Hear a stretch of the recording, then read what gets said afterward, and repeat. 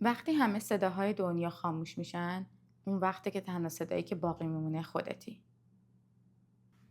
ما همیشه در محاصره صدا داریم زندگی میکنیم. تو این شهرهای شلوغ و ذهنهای شلوغتر از اون همیشه پر از سر صداست. تلویزیون همیشه روشنه، حتی اگه ما نگاه نکنیم. اگه اون نباشه یه آهنگی داریم پخش میکنیم، موسیقی، چون فقط برای اینکه سکوت نباشه. اگه هیچ کدوم از اونها نباشه دستمون میره به گوشیمون و بالاخره یه چیزی داریم که خودمون رو باش مشغول کنیم. ما همیشه به صدا اعتیاد داریم، به نویز، به یه چیزی که دور و برمون باشه. انگار میخوایم از افکارمون همش در بریم. انگار نمیتونیم هیچ وقت تو سکوت کامل باشیم. مدیتیشن، طبیعت، آره خب اونا هم هست. ولی تو طبیعت هم هیچ وقت تو سکوت کامل نیستیم. بالاخره صدای برگ هایی که داره میریزه، صدای پرنده ها، اصلا صدای باد، صدای نفس کشیدن کسی که بغلته. تو خود مدیتیشن هم حتی اگه تو ساکت ترین اتاقی که بری باشی، بالاخره یه سر صدایی هست، صدای پایی که آدمای دیگه تو طبقات دیگه دارن راه میرن، بالاخره پژواکش تو در و دیوارهای تو ساختمون هست، یا اصلا صدای انبساط و انقباض اجسام دور و برت که با گرما و سرما سر صدا میکنن. پس هیچ وقت اون سکوت کاملی که ما میخوایم ازش الان حرف بزنیم دور و بر ما نیست. حالا یه اتاقی هست که ساکت ترین اتاق دنیاست. اسمش هست Orfield Anechoic Chamber توی میناپولیس مینسوتا امریکا. این اتاق برای تست صدا کلا ساخته شده. دیواراش جوری ساخته شده که امواج صدا رو به خودشون جذب میکنن و سقفش و زمینش هم معلق هست، یعنی حتی صدای راه رفتن خودت رو نمیشنوی روش. تو این اتاق نه تنها که هیچ صدایی از بیرون نمیاد، حتی صداهایی که تو اتاق هست هیچ انعکاس و پژواکی پیدا نمیکنن.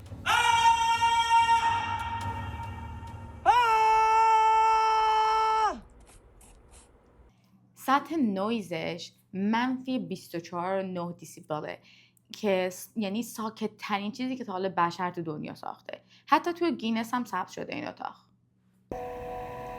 An anechoic chamber is a standardized test facility, and it's a facility where, by definition, it's close to 100% sound absorbent. We filed to have the quietest acoustic lab in the world, and Guinness had never had a negative decibel claim, and so they said, we'd rather just call it the quietest place on earth, and we said, that's fine. اوایل این اتاق برای تست تجهیزات صدا بود، مثلا اندازه‌گیری فریزر، فن، دستگاه های مختلف، هدفون. ولی تا زمانی که آدم ها تو اون اتاق پا گذاشتن و بعد از اون به ماجرای جالبی تبدیل شد یه اتاقی برای آینه ذهن، آینه افکارت. اول که وارد این اتاق میشی هیچ صدایی نمیاد، ولی صداها کم کم شروع میکنن به اومدن، ولی نه از بیرون، از درونت.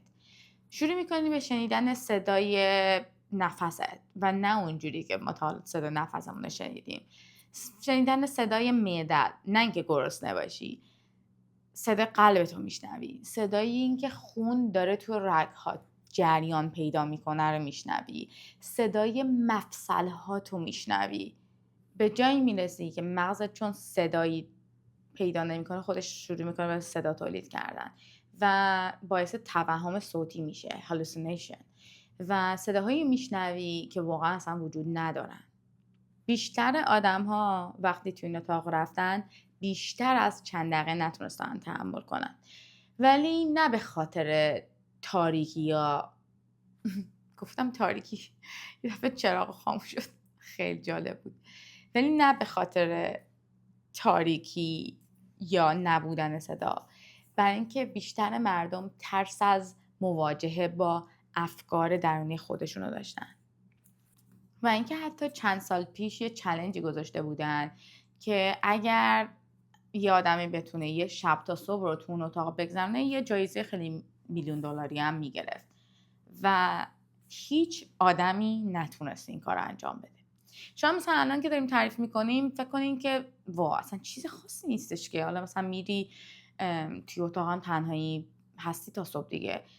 ولی این سکوت انقدر زیاده که اصلا همین تصور شنیدن صدای خونت که تو رگ‌هات داره حرکت میکنه خودش من خیلی چیز ترسناکیه، چون یه چیزی که هیچ وقت باش مواجه نشدی و هیچ وقت صدا نشنیدی و این ناشناخته ها خیلی ترس ها رو برای آدم آورده بود. و میگم قسمت دیگه‌ش هم اون قسمت توهماتش بوده که خب صداهای عجیب غریب ملت میشنیدن و کلا خب خیلی براشون ترسناک بوده. ولی جدا از اون هم یه چیز ترسناک دیگه که خیلی از آدما تجربه کرده بودن این بود که با افکار خودشون دارن تنها میشن و این تنهایی که با خودت بشینی حرف بزنی و با خودت باشی خیلی تنهایی ترسناکی برای خیلی آدما بوده. حالا به اون قسمت میرسیم که چرا ترسناک بوده. بیشترین رکوردی هم که آدما تونستن تو اون اتاق بمونن برای 40 دقیقه خورده اینا بود که آخرین دفعه یک آدمی تونست اون رکورد رو به 1 ساعت برسونه. البته که 1 ساعتی که خودش گفته بود وقتی به 1 ساعت رسید در رو باز کنیم و منو بیاریم بیرون، چون دیگه اون موقع است که میفهمم رکورد آدم قبلی رو زدم و nemiخوام بیشتر از این بمونم تو اتاق. که حتی وقتی به اون تایم رسیده بود که اون اصلا تایم رو گم کرده بود، نمیدونست که واقعا چند دقیقه چند ساعتون تو بوده. You see, Steve and I made a deal. If I somehow reach 1 hour, he's gonna open the door and let me out. An hour? Yep. Oh my gosh, what? حالا قسمت تکنیکال این اتاق و اینکه چجوری این امواج صدا رو خوش جذب میکنه و هیچ صدایی نیست و من نمیخوام توی این ویدیو واقعا بازش کنم، چون اصلا نه در تخصص منه و چیزی اصلا موضوعی که من میخوام دربارش صحبت کنم.